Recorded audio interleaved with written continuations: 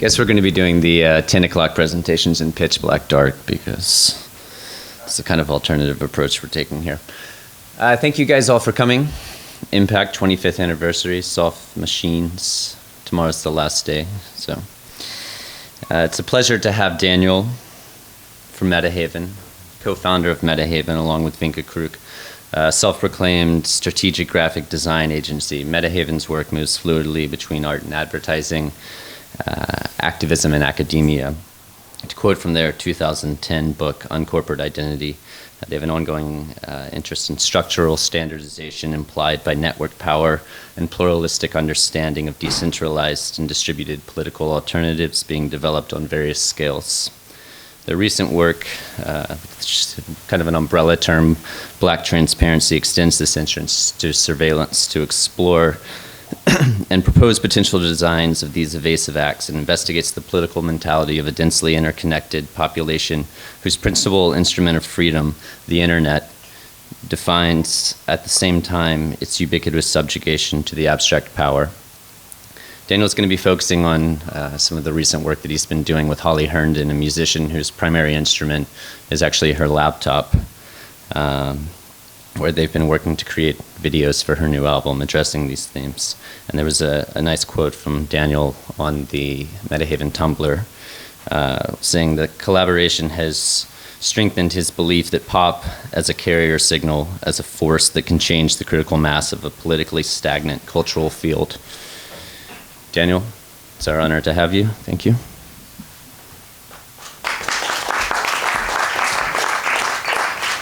Thank you, Ken. So thanks for coming. Thanks for inviting me. Thanks for inviting us. I'm going to be focusing a little bit on the collaboration with Holly. First I want to say thanks to Alex Benenson, Ken Farmer, and Arjon Dunnewind at IMPAKT for the support for our work. So right now, or in 45 minutes or something, I'll be showing a pilot version or preview of a new music video with Holly Herndon that is currently being edited. And the production was and is supported by IMPAKT along with two other arts institutions, one in Switzerland and one in the UK.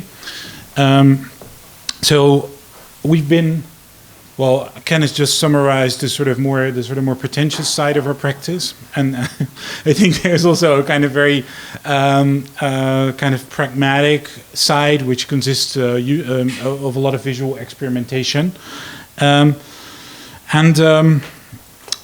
yes, indeed, we are very interested in political strategies that deploy, aesthetic means and vice versa.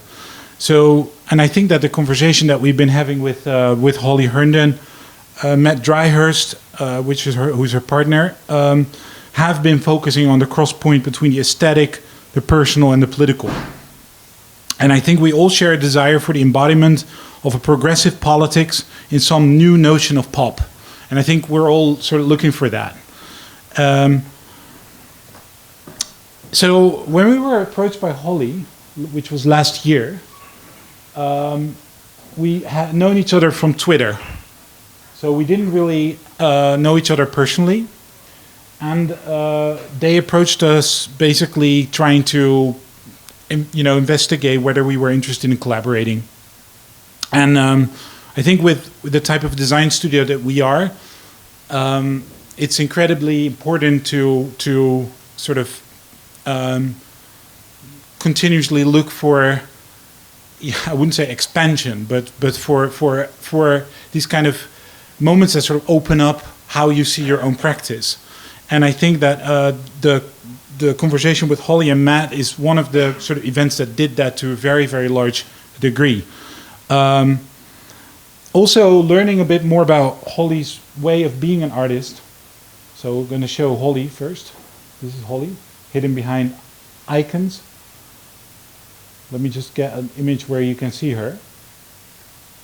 Oh, sorry. This is the split screen that really is a bit annoying. Okay. Let me choose. Okay. Let's take this one. Okay. All right. So the thing is that when you're dealing with graphic design, it's not the same thing as filmmaking. You know, there's a difference. It has a different historical alignment. It is much more concerned with type, with the flatness, with communicating something in one image rather than in sequence. And when you start to work with an artist who is also kind of on a moment where, you know, you could speak of some sort of that she's getting mainstream, far from it actually, but more well known, there is then you realize what sort of image industry is being put into motion when that thing normally happens. And I'm thinking of people like LaRue, Grimes, or Lady Gaga. Those are all sort of the template figures for the transformation of a female artist into an icon. And there's ways that Holly, though she's very recognizable by her braid and her red hair, does not want to be this singular icon, and is someone who is much more also a composer, and someone who wants to be not in the background necessarily, but not this central figure. And I think this is something that enables her and Matt, her partner, to collaborate in ways that are incredibly generous. And we've been certainly very honored and pleased to collaborate with her, with them. So, but it's also, you know, whenever you're designing something, you're going to enforce, you know, at some point you're going to make a decision about an image. You're going to do something, and that's going to be the image. That's going to be the thing. So, of course, we had discussions about that. How many people here are familiar with Holly's music? Okay, so fair. Like, let's say that about 1/10 of the audience. Let's say that we're going to listen to some music later, of course, but like, you know, if you're used to sort of, let's say, intelligent techno or the Warp Records artists, you know, something like Aphex Twin, or you're used to things like Laurel Halo, and then there's Holly Herndon, you know, and it's a music that shares a lineage with sort of intelligent techno and trance even, but it's also a completely, for me, a completely new type of music. It's music that can be experienced. I wrote this down, so I'm going to just read this. Sorry, that's boring. It's music that can be experienced as dance and listened to as classical music. Most importantly, the music is typified, in my view, by two or more parallel emotions that contradict. For example, an uplifting emotion and a sad emotion all together in one thing, light and dark, transparency and opacity. And that's why it's really hard to tell in what sort of mood the music brings you. And it's also music that tends to be quite loud, quite emotional, and more full and relentless than many of her contemporaries who play things more cool. And it's also an accumulation of sounds. It's a kind of accidental cathedral of sound. That's what her music does, I think.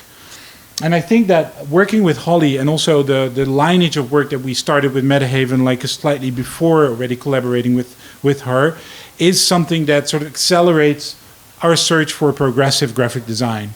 So I think that you could say that the introduction that Ken gave about our work puts a lot of emphasis on criticality, right? On the idea that you can critically look at the world, analyze it, you know, you can talk about the cloud, about surveillance, about the NSA, etc.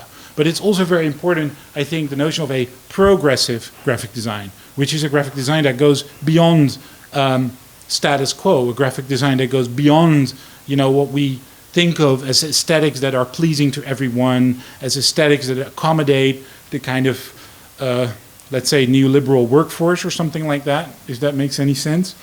And so we are interested in this idea of the use of aesthetics, visual, together with a more kind of radical leftist politics. And the reason that I'm emphasizing this is because that marriage, that combination, is not natural. You know, that is something that has to be fought for. That's because many people that are smart find aesthetics suspect. And many people that love beautiful things are not interested in politics. And I think that those things now slowly, you know, the boundaries between those two worlds are starting to melt. Russell Brand just released a new book called Revolution. Apparently it's not like that great, but the word revolution on the cover is spelled, and then the word, the part of that word is love, and that he sort of emphasized, and that is a kind of incredibly helpful thing, I think, if that happens. So I think I'm going to show you guys a film, a short film. Oh, not yet. Wait. So this is because we did sound checks, of course, and visual checks, so you could all... I'm going to show this little film called City Rising, which is a film we did beginning of this year. I'm just going to show it like cold and then talk about it a little bit just as a start of this talk. And then we're going to like look a little bit at motives that are in that film and then move on to rather quickly to the collaboration with Holly.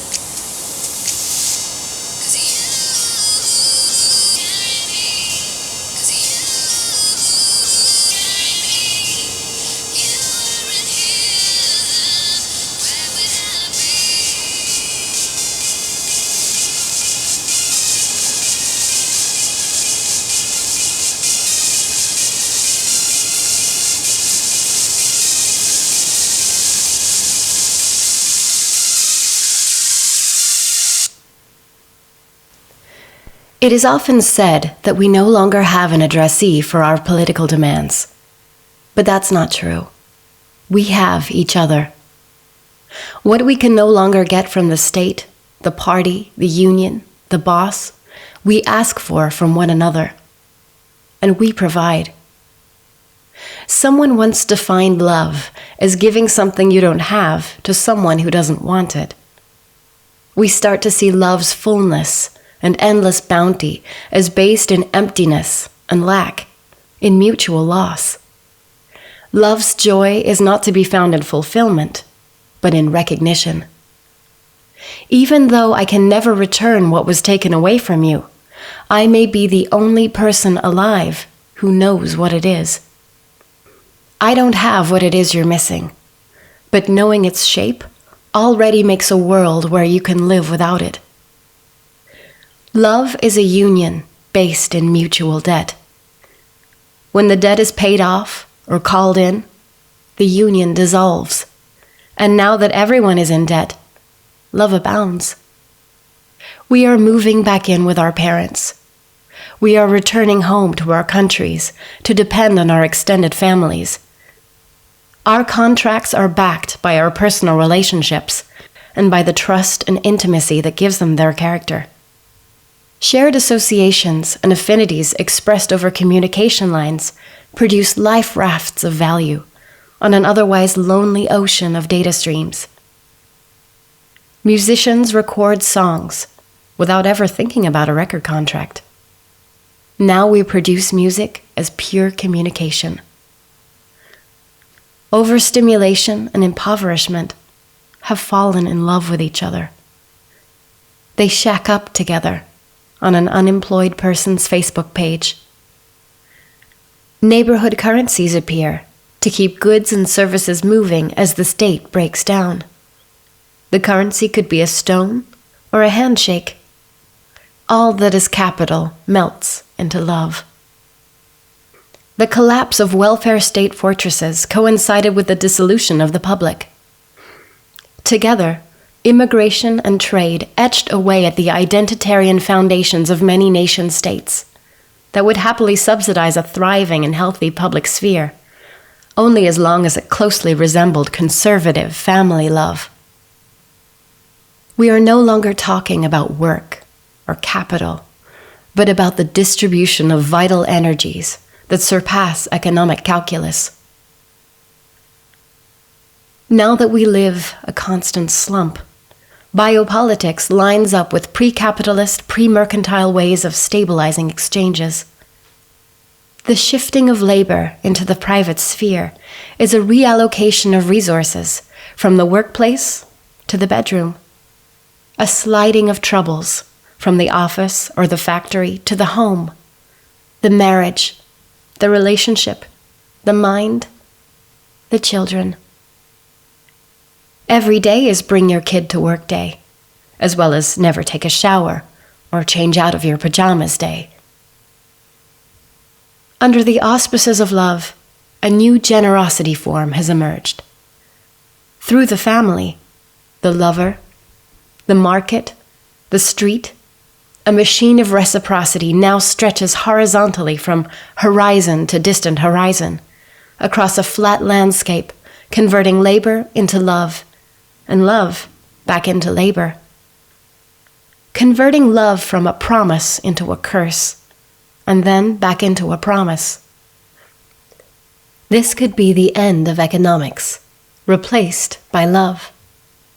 The transition might be a bit bumpy at first, but maybe it won't be such a bad thing in the long run. It will be disastrous for your relationship, but how can you complain when you are witnessing the phasing out of work and its replacement by love?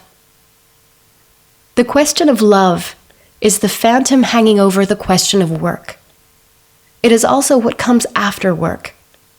Now love becomes a figure of total depletion, of giving oneself away to the point of exhaustion and humiliating defeat. We look a mess because we have given our love in the absolute, to the absolute. We have nothing left to give. When in love, giving and receiving have no calculus. They have infinite supply and demand. Just as in lovemaking, giving pleasure and receiving pleasure are indistinguishable from each other, to the extent that they are in fact no different. Kisses and compliments cost nothing and mean everything. Love abounds on information networks. Like a home, every inbox is a symphony of emotions, of simple pleasures, seething frustrations, of unconditional support and permanent disavowals, of silent treatments and gushing confessions. The internet has a material base that makes it subject to scarcity, national boundary policing, and state surveillance. It's totally true.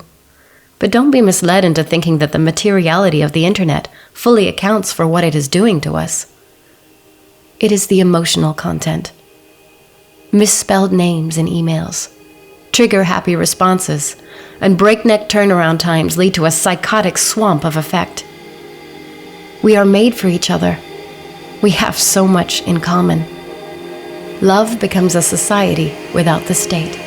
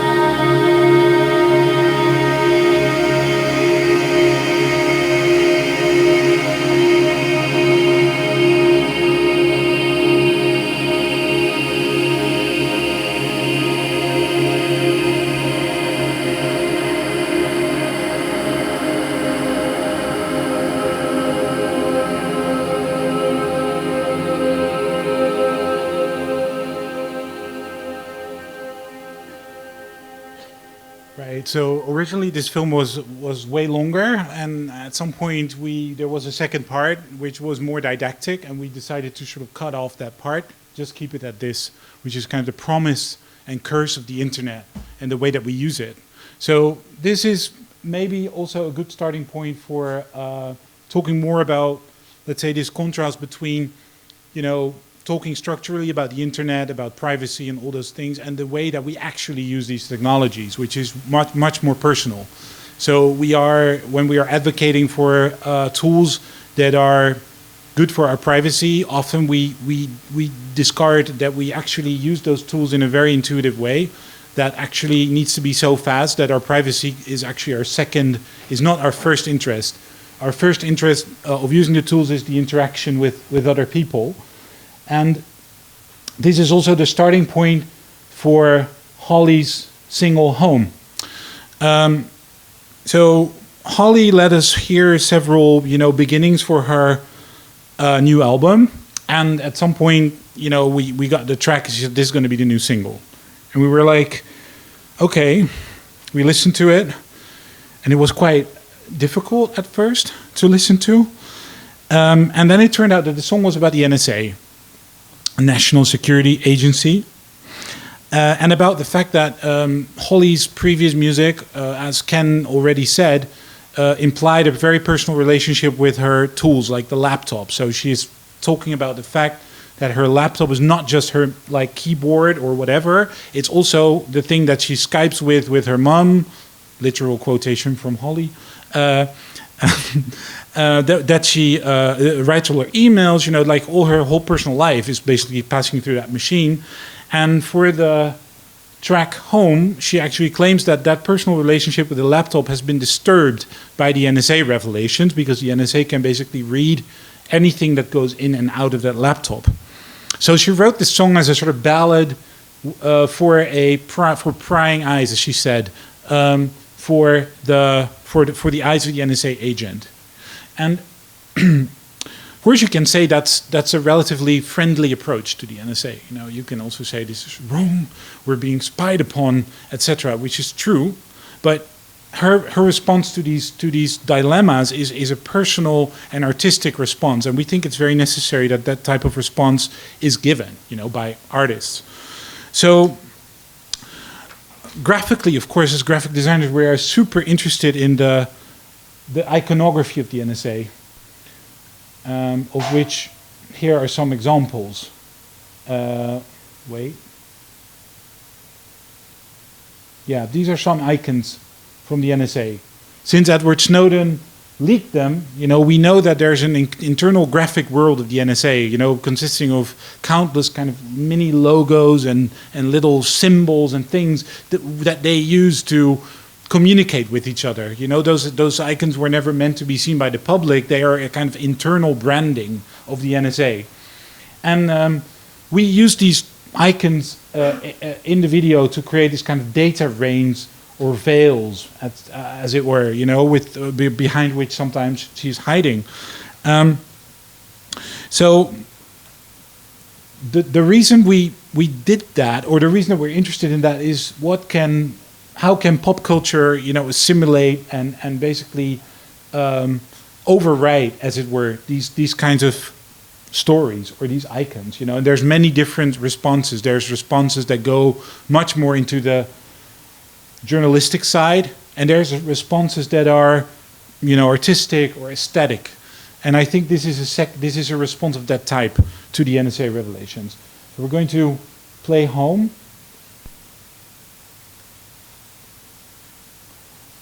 And then I'm going to talk a little bit about the things that Holly and Metahaven have said, about this piece and about this collaboration.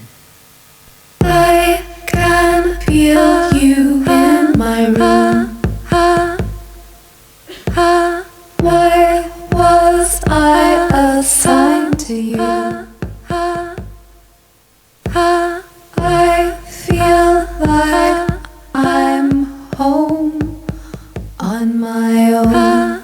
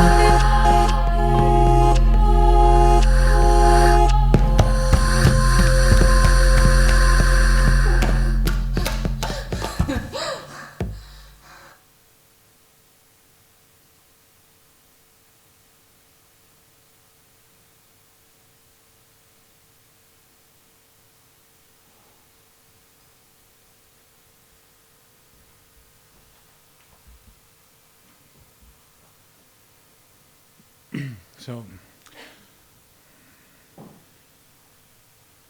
you're a very quiet audience, by the way, but okay. It's a thought-provoking song, and the colors are actually way nicer on YouTube than here. But anyway, so I think that yeah. What can you say about your own video? Very little, in fact. Thing is that this video was quite easy to make. We had the cut, we had it in a weekend, I think, and then it was just refining, and nothing much changed after the few initial choices were made. It's also a track where she's addressing the viewer directly, and this is something that that they're very kind of wary of in general, because that's, you know, before you know, you're sort of in a kind of, if you look at those typical music videos, some of them are amazing, but others like terribly cliche. The central figure is always addressing the viewer. Oh, what's happening now? Anyway, so we've had a lot of discussions about that, and I wonder if I can actually go on the internet. Is that possible here? There is internet, as far as I can see. And let me show you guys a little project that we did before this single came out, because it's kind of something that's in between a music video and an image. And I'm just waiting for the browser to come up. Yeah, it's fine. I hope so, at least.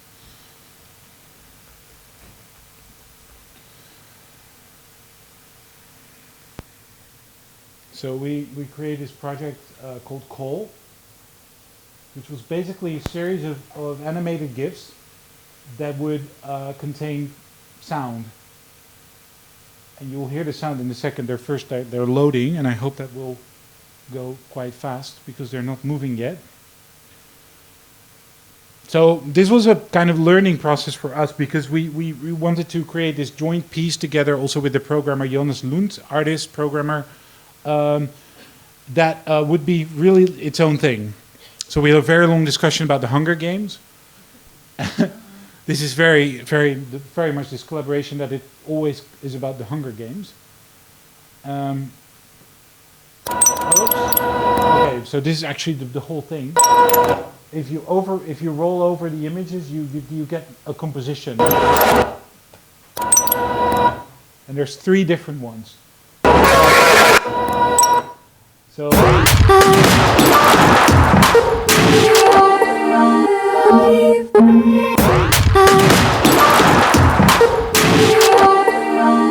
So here's a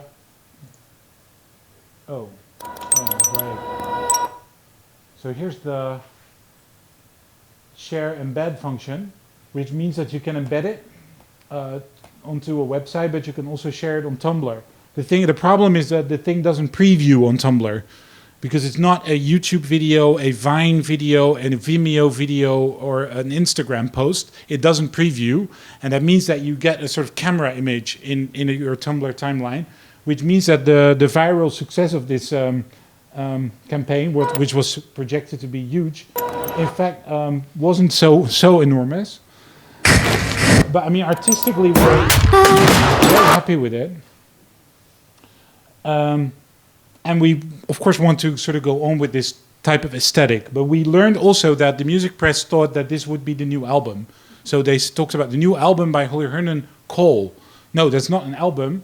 This is a series of animated GIFs. It's nothing more than that. And so it's very hard within that environment to make some sort of autonomous contribution, because everything is going to be seen as resorting under some sort of known currency, like an album. So we will deal with this differently in the future. Anyway, so for this one, we only used images of Holly that were already sort of publicly available through the internet. And we combined it with several other motifs such as smoke, which we're still using, hair, forests, riots, keyboards, and other things.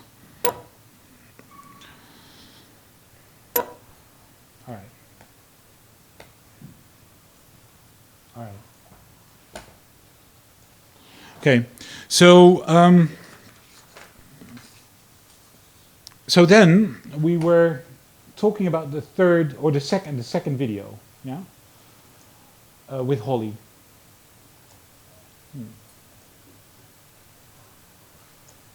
Go, yeah, and the track for that one arrived, and it was called An Exit. And we devised a very complex recording for that one, involving a few different locations. And one location was an underpass that we found in our city, Amsterdam, under the A10 motorway, which was an underpass where there were like several tree logs lying down. And we found that super beautiful. At the same time, we were also interested in a board game that was designed by Guy Debord, a situationist writer and public figure, who had created this kind of chess game in 1987, actually, after the theories of von Clausewitz. And we had this game remade, and we wanted Holly to play it. And the track An Exit was about the possibility of an escape out of our current sort of system. So she wanted to talk about escapism as something not about escaping into yourself, but trying to build another world. And we had lots of discussions about what should be the next single. In fact, our favorite was another track called Interference, which we thought was more suitable for a single, but they said An Exit. Anyway, so after 3 days of shooting, and after a week, they called us up and they said, you know, the new single is not going to be An Exit, it's going to be Interference. Okay. But we recorded everything for An Exit, including the lip sync vocals, everything. So we were like, okay, okay, what should we do? So IMPAKT was so generous to fund this video together with a Swiss institution and a UK-based institution called Lighthouse, which is a little bit how we've worked so far with this project, is to gather stacks of funding along the way. So this is one alternative for the idea that you apply with, for one single sort of grant as a maker, because you can't do things without money, at some point. Instead, you use the involvement of several partners, which is really beautiful. I think I'm very grateful for IMPAKT's support. So we're kind of taken aback by the moment that interference became the new track. So we're sort of still in a phase where we're editing this video and looking at the best way to deal with it. Because we could allocate much of the stuff that we recorded in the underpass and also much of the stuff that we recorded in the chess game by Guy Debord, but still, it's still a kind of rough cut. It's still not completely there yet, but it's getting there a little bit, interference. I think at this point I just want to show it, but so it's a little bit like art school for me. This is like not finished. It rendered, there's error, there's a few mistakes in the render as well, which you'll see. So see this hopefully as a kind of personal moment, not as a kind of, this is not the premiere of the new video. This video is going to be done in 10 days, and it's going to premiere like the end of this month. So we still have a little bit of time. But the track is wonderful, I think, and that's the most important thing. It's a really nice track, I think. So you'll see lots of smoke again. I'll keep it at that. But there's, of course, lots of content as well. Okay, if it only worked. Okay, so this was not really in nature. We were actually holding branches in front of the camera. So it looks almost like nature, but it is not. Okay, so another technical remark. All the stuff in the underpass is recorded in 4K, which is 4,000 pixels wide video. And somehow you don't see that here in this projection, but you do see that when you see this in a little bit sort of better kind of resolution or environment or on your screen. Anyway, just to argue that this is this really high def, video.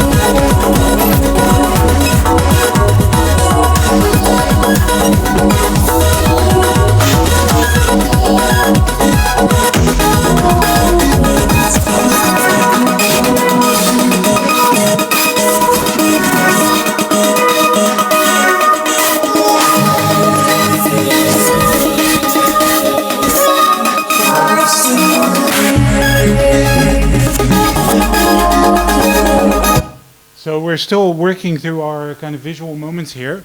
So the idea of the chess game was that first there were like these two women. One of them was Holly. They were playing the game, and they would sort of oppose each other, but they would end up both at the same side of the game. So they would end up collaborating. So the idea was that the idea of the opponent would be overcome by a kind of peace or something.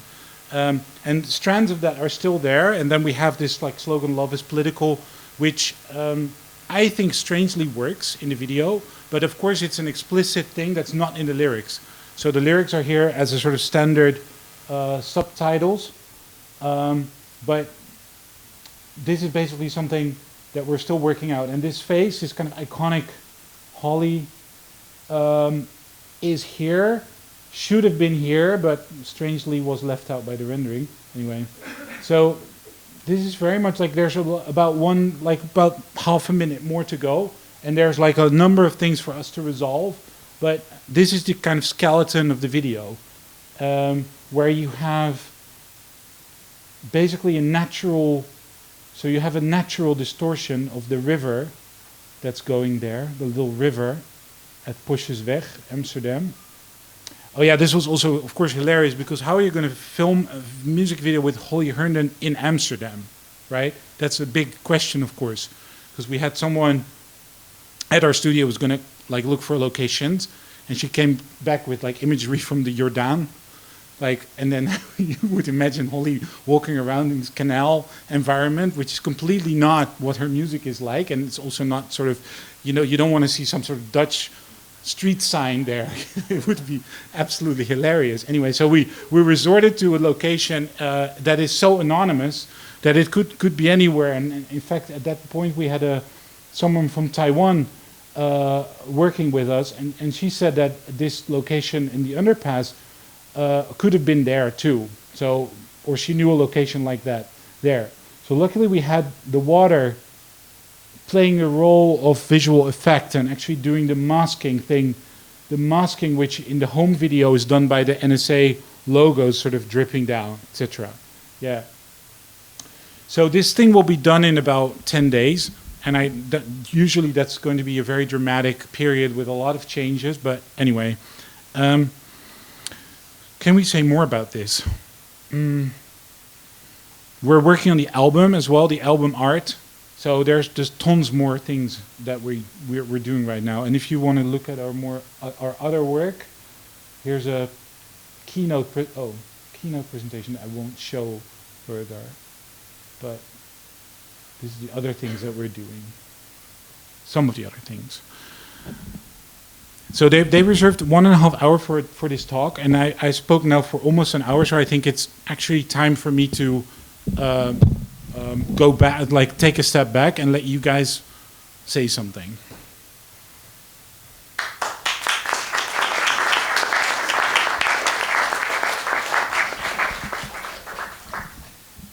So we'll open it up to questions, and I want to remind everyone that 11:30 is 11:30, Arjan? Yeah. 11:30, we're having the kind of after party, the second club night in the main hall. But maybe just to start, I was wondering if you could maybe talk a little bit about your Democracy Without Secrets project. Right. Well, that's the one project that's not featured here. That's a project. Let me just. I'm just putting up a slide for the sake of having slides. Nulpunt is a project that we've been carrying out with the artist Jonas Staal, and it's basically an interface for Freedom of Information Act documents. So the Freedom of Information Act is a basic legislation that's in place in many democratic countries, which allows citizens to ask for the government for documentation of decisions. And there's a very large amount of documents that we'll never get to see because they're secret. You know, they're like, they would, you know, if we would see these documents, it would threaten the state or whatever. Anyway, but there's also documents that we get to see. And Nulpunt, Democracy Without Secrets, it's not this project, it's another project, that Ken mentioned, is an interface, a web interface to comment on these documents, to select stuff out of these documents and to comment on them, to share them. So it's basically a kind of Twitter or Tumblr for freedom of information documents. Does that explain it? Why did you ask about this project, Ken? Why did you not ask anything about the things that I said? Well, I think something that, and I love that you corrected me from my, or not corrected me, but kind of called out from my initial introduction, the way in which you try and push a critical with a sort of aesthetic accessibility. I also used the term activist in the introduction. Right, you did. And I'm wondering, that's kind of a way in which beyond whether you're making scarves or music videos, some of these tools that you're making that I perceive as a direct form of activism, proactive change.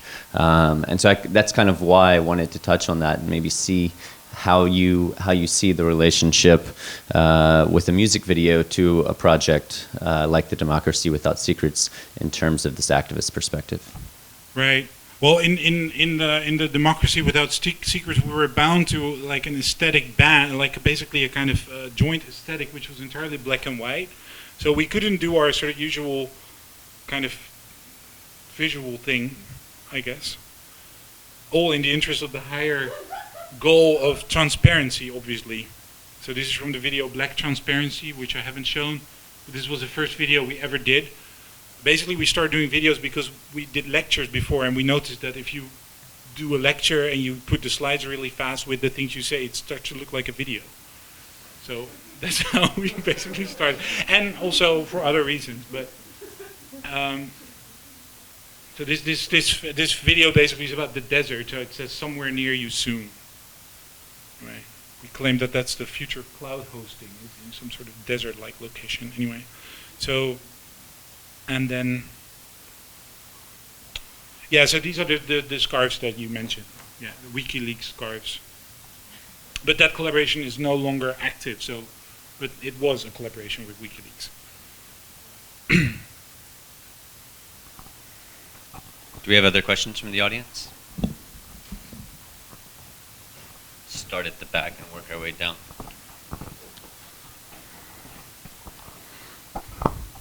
Hi. Hello. So I was first introduced to Metahaven's work in kind of like, quote, fine art context. And I feel like often artists, especially those working with like digital images, have a sort of ambivalence towards like, quote, graphic design and kind of vice versa. And I wondered if you could talk a little bit about how Metahaven articulates their practice and relationship between those kind of dual worlds. Right. Well, I think that there's a gray zone between fine art and graphic design, and I think that there's many designers and art that inhabit that gray zone. So it's a gray zone that's benefited design more than art, I guess.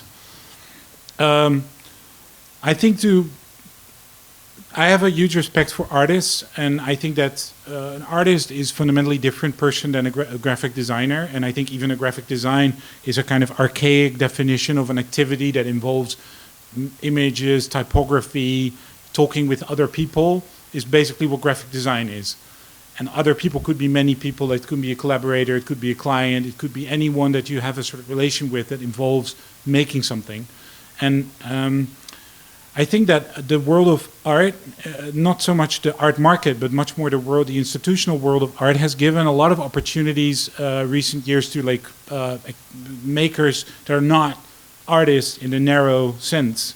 So I think that, and it has given us tremendous opportunities to develop like research projects that no other design context enabled us. So I'm incredibly grateful for like the interest of art in a kind of broader spectrum, but also considerate that not everything that you do should end up as a kind of form of vague, undefined art.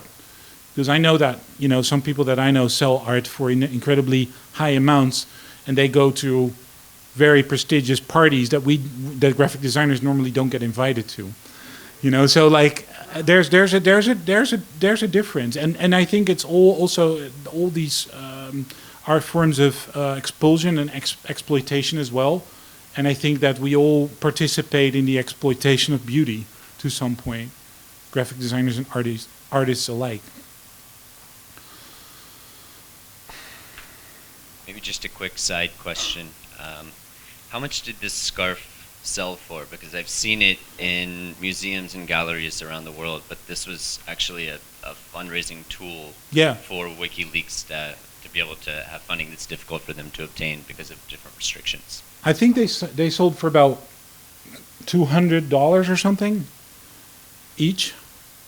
And I know there's a collector in New York who bought 15 of them. Do you know the total that was raised for WikiLeaks through the project? It was all raised for WikiLeaks, but I mean, of course, that's still modest in relation to what theoretically, you know, you could raise for an organization that is, you know, in desperate need of cash. I think that the fundraiser is one aspect. The different type of image put out for WikiLeaks is another aspect. I know that they've been sold. There's like several series of these. Like there's about 5, 6 of this type, and then there's like 4 that were made separately that have been sold especially in Germany, quite frequently. So I mean, we have never seen any of that money, so to speak. That's all gone to WikiLeaks, and that's what a fundraiser is. That's what it's supposed to be. Other questions? I just wondered what the NSA have to say about you putting their logos all over your videos. Public domain. You haven't heard an email? Of course not. No, this is public domain.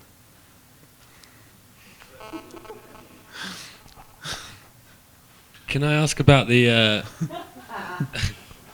working with pop culture and making music videos? And you touched on a bit the changing of the single release and how you kind of made this whole video and had to change back, and how you're getting your funding from arts organisations to put out a piece of, you know, a pop music video, right? Would you say? And then with the thing you made with Jonas Lund and the embedding on Tumblr, very mainstream, like broadcast channel.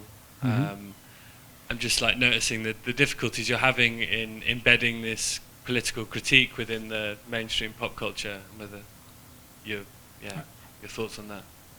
Right. Well, I'm not saying we're having difficulties in that. I mean, we had difficulties with Tumblr because it didn't recognize the image format. So we had a technical difficulty with Tumblr.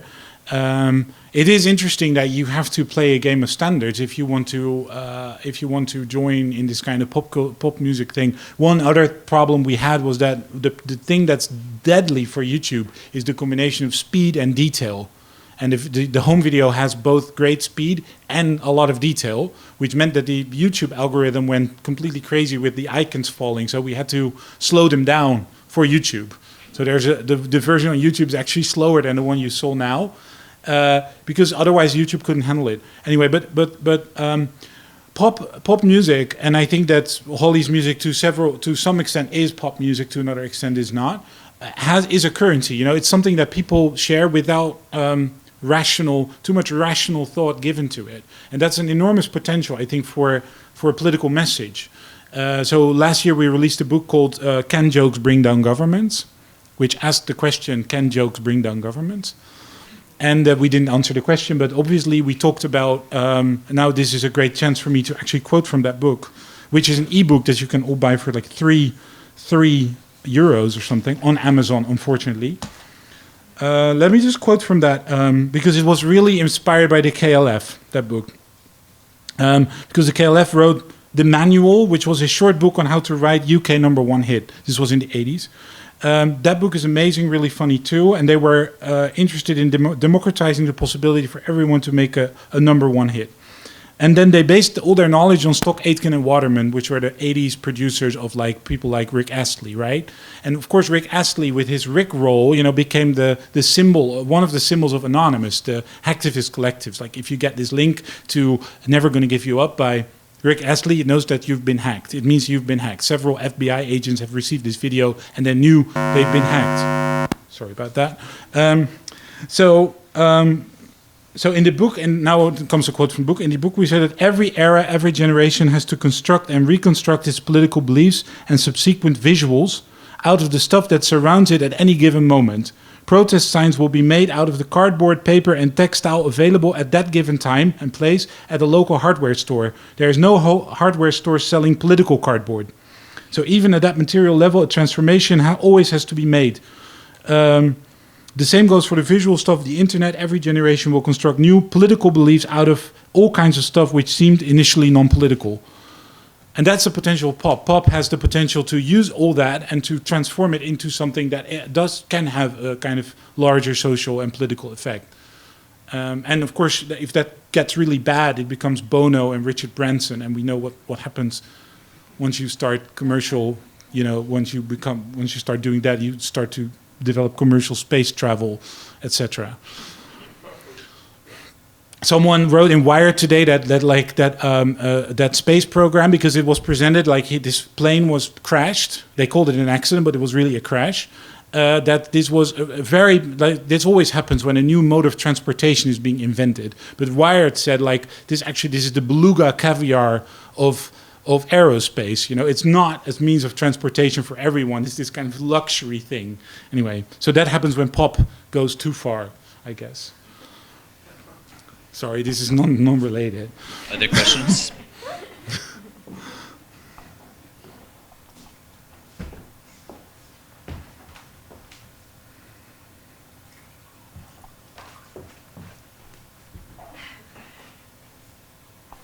I think connected to that question is you made reference to some of the discussions you had with Holly after you produced the home video about featuring her centrally in a kind of traditional visual way. I wonder if you could speak to the content of some of those discussions and what the kind of conceptual or outcome of those discussions were.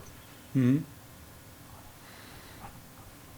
Well, I think that one thing that is really important about this collaboration is that sometimes they go silent on email for a longer period of time, and then after they come back and then they excuse themselves.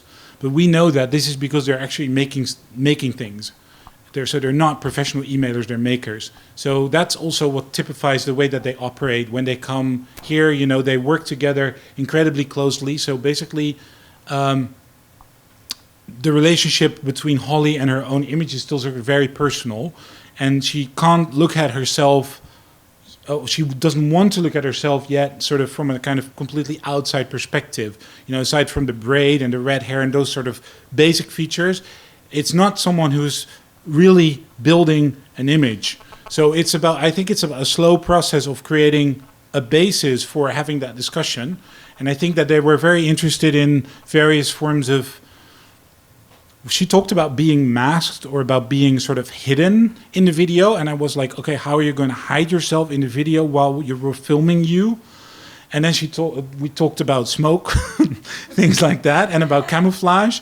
I think that she's interested in being there, but also being in some sort of fog or something, which makes her, of course, much more even mystical and oracle-like in a way. But those discussions are also always based on what we propose. So when we propose this certain type of album cover, they'll also look at the photography, and then it will be, okay, I don't want that picture, or I can't live with that picture.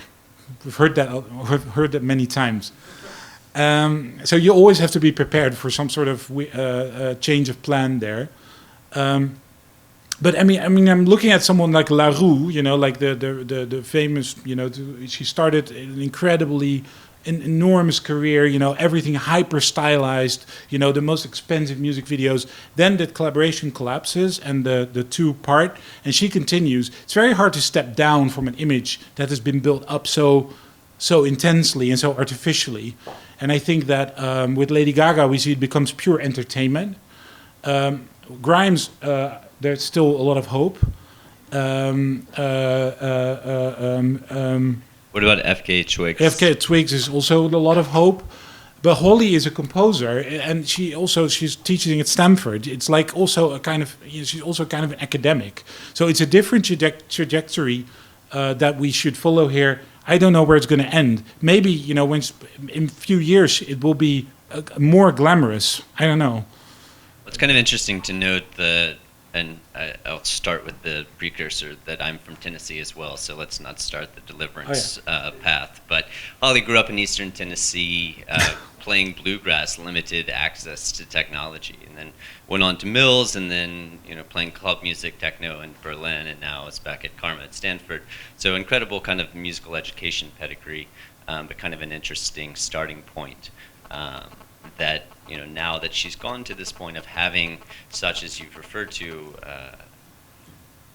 a very, you could say, intimate relationship with her computer, and then this album seems to be a process of kind of grappling with this redefined relationship as to what this box symbolizes.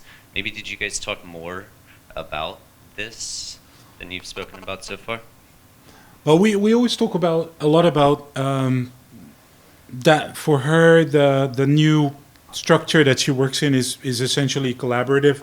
So she's collaborated for the album, which I have heard in its entirety already, with a lot of different artists and musicians, some really hugely popular as well. And there's always a kind of incredible equality to these collaborations. Of course, the story about the intimacy between the instrument and her is a very important trope for what she tells the public. But what strikes me about her work is the incredible kind of intensity of it. Like, I feel that it's music that is so super intense that it's absolutely impossible to just listen to it casually. It's really taxing to actually work on it sometimes, because the music is not neutral, is not some sort of clubby. It can be clubby though, and she's developing a club set as well, but it's emotional, and that's for us the most important thing. For me, it reminds me of classical music, way more than bluegrass, actually. Although I know she's from Tennessee, and that sort of legacy will always be with you, I guess. I didn't get a lot of bluegrass through it either. Unless we have one final question.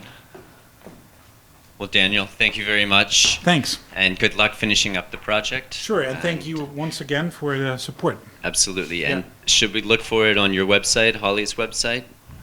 Well, you can, like, in 2 weeks, 3 weeks, Revenge Records, Holly's website, there will be news.